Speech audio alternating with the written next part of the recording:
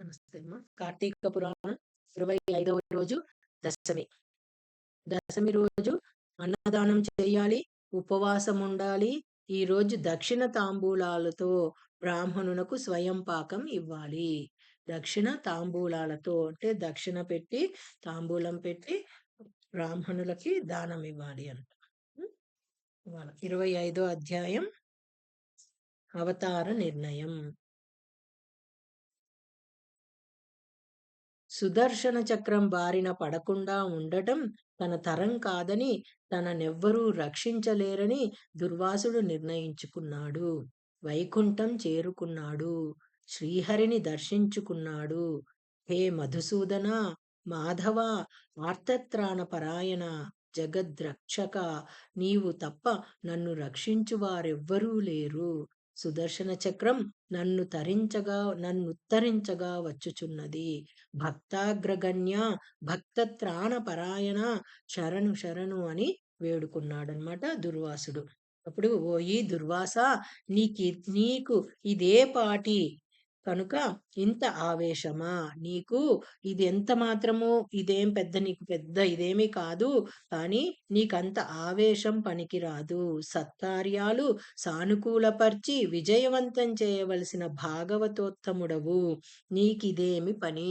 మంచి పనులను చేస్తూ మంచిగా అందరినీ దీవిస్తూ ఉండాల్సిన సమయంలో నువ్వు ఇలాంటి పని ఎందుకు చేశావు అని దుర్వాసుని విష్ణుమూర్తి తిడుతూ ఉన్నారనమాట. నీకిదేమి పని? భక్తుల చేష్టలన్నా నాకు ప్రీతిపాత్రమని నీకు తెలుసు కదా. భక్తులు అంటే పరమాత్మని ఎప్పుడూ పూజించేవారన్నా, వారు చేసే పనులన్నా నాకెంతో ఇష్టం కదా. అలాంటి నా భక్తులని నువ్వెప్పుడూ కూడా బాధ పెట్టడానికి ఎందుకు ప్రయత్నిస్తున్నావు అని విష్ణుమూర్తి దుర్వాస మహర్షికి అడుగుతున్నాడు అనమాట. నా భక్తుడైన అంబరీషుడు నా పట్ల గల భక్తితో పుణ్యవ్రతమైన ద్వాదశి పారాయణ తలపెట్టి నిష్టగా ఉన్న తరుణంలో తన వద్దకు వచ్చిన నిన్ను సాక్షాత్తు నన్నుగా గౌరవించి అతిథిగా నిన్ను ఆహ్వానించాడు. స్నానానికి వెళ్ళి ద్వాదశి గడియలు లుప్తము కాబోయే పర్యంతం జాగు చేసిన నీ నేరమును మరచి మంచి నీటిని గ్రోలి పారాయణ చేసిన వానిపై ఆగ్రహించుట ఎంతవరకు సముచితమో ఆలోచించలేదు కదా అని విష్ణుమూర్తి దుర్వాస మహర్షితో అంటున్నాడు అనమాట. పైగా అతన్ని శపించి తీరని అపచారం చేసితివి. గోవులను హరిభక్తులను బాధించిన వారి పట్ల నేను శిక్షాక్రమంతో సంతరింతునుని నీకు తెలియను కదా.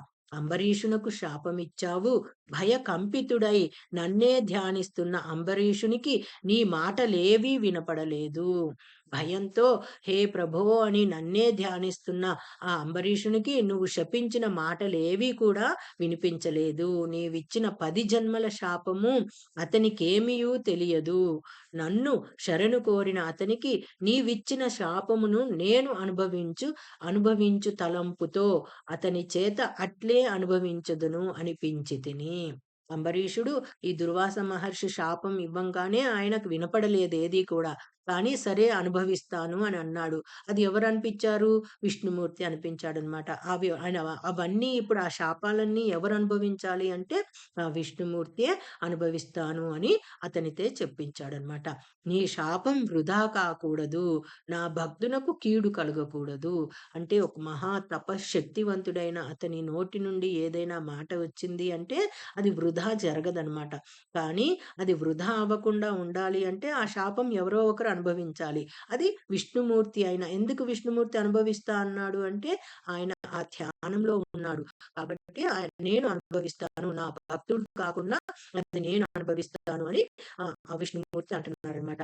నీ శాపానికి చెదరక బెదరక సంసిద్ధతను పలకడంతో కోపించి కఠిన శాపమును ఇవ్వగోరి నీవు పూనుకోబోగా సుదర్శనాన్ని నీపై ప్రయోగించాను.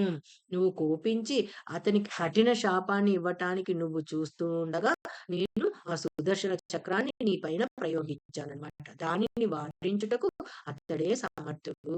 అంబరీషుడే దానిని నివారించగలడు. కాబట్టి అతని దగ్గరికే నీవు వెళ్ళాలి అని చెప్తున్నాడన్నమాట. నీవు అంబరీషునికిచ్చిన 10 జన్మలను లోకోపకారముగా నేను ధరింతును. లోకానికి ఉపకారం చేసే విధంగా నేను ఆ 10 శాపాలను, ఆ జన్మలన్నింటినీ కూడా నేనే ధరిస్తాను అని చెప్తున్నాడు.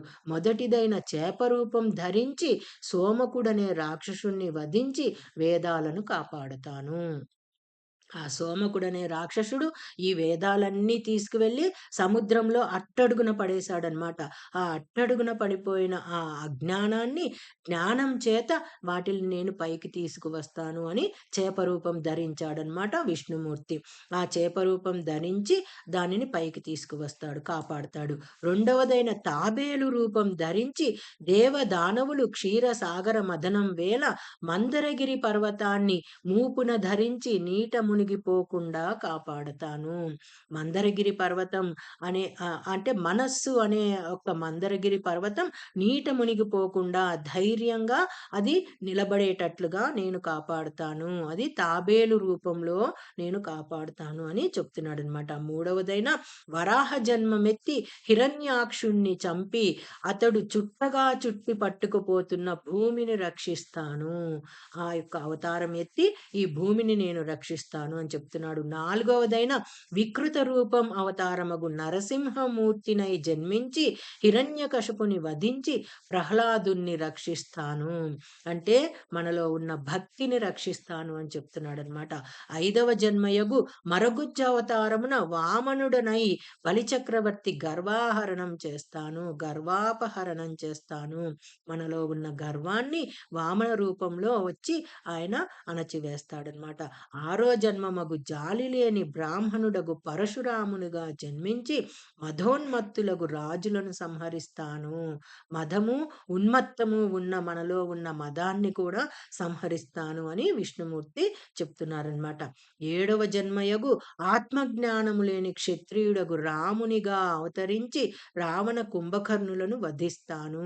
రావణాసురుడిని, కుంభకర్ణుడిని అంటే రావణాసురుడు అంటే అహంకారము, కుంభకర్ణుడు అంటే నిద్ర, మత్తు, వాటన్నింటినీ కూడా నేను వధిస్తాను అని చెప్తున్నారనమాట విష్ణుమూర్తి. ఎనిమిదవ జన్మయగు రాజ్యార్హత లేని రాజుగా కృష్ణావతారమెత్తి కంసుణ్ణి సంహరిస్తాను. ఆయన మహారాజే కానీ ఆయనకి రాజ్యం లేదనమాట. అలాంటి రాజుగా ఉండి నేను కృష్ణుడిగా ఉండి కంసుణ్ణి సంహరిస్తాను. తొమ్మిదో జన్మయగు పాషండుడగు బుద్ధునిగా పుట్టి పాషండ మతాన్ని బోధించి అహింసా సిద్ధాంతాన్ని వ్యాప్తిలోకి తెస్తాను.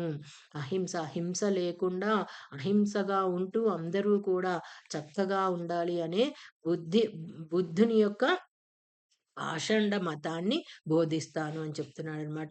ఆఖరిదియగు 10వ అవతారమగు పాపాత్ములను మోహింపచేసే కల్కి అవతారం ఎత్తి దుష్టులను శిక్షించి ధర్మాన్ని నడిపిస్తాను. ఇలా దుర్వాస మునీంద్ర కోపావేశంతో రుద్రాంశ సంభూతుడవైన నీ నోట వెలువడిన శాపోక్తులు వృధా కాకూడదని. చూసారా, రుద్ర అంశతో ఉన్న అతను ఎంత కోపంతో శపించినా సరే వాటిల్ని మానవులకి మళ్ళీ ఉపయోగపడే విధంగా మన విష్ణుమూర్తి చక్కగా వాటిల్ని కాపాడుకుని ధర్మ సంస్థాపనార్థం నేను భూమిలో దశావతారములెత్తి లోక సంరక్షణార్థం నా భక్తునికి ఆశాప ప్రభావము కలుగకుండా వ్యవహరించబడతాను. పరమ భాగవతోత్తముడైన అంబరీషుణ్ణి గుర్తించి నీ ఆగ్రహావేశాన్ని, దూకుడుతనాన్ని గుర్తిరిగి వానిని శరణు కోరవలసిందని శ్రీహరి దుర్వాసుని హెచ్చరించి సాగనంపాడు. కార్తీక పురాణం 25వ రోజు పారాయణ భాగం దశావతార నిర్ణయాధ్యాయం సమాప్తం.